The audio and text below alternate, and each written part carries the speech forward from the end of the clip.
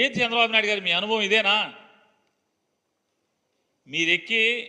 మీరు ఏరి కోరి వేసుకున్నటువంటి ఆర్థిక శాఖ ముఖ్య కార్యదర్శిని 19 రోజులకి ట్రాన్స్ఫర్ చేసేశారు.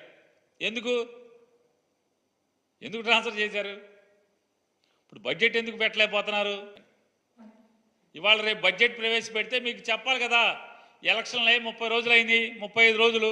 ఇప్పుడు రేపు మీరు బడ్జెట్లో చెప్పాలి జగన్మోహన్ రెడ్డి గారు దిగేప్పటికీ అప్పు ఎంత ఉందని. మరి 15 లక్షల కోట్లు కనపడాలి కదా, మీకు కనపడతలా అట. రెండో పీకులాట ఏంటి అంటే బడ్జెట్లో మీరు ఖచ్చితంగా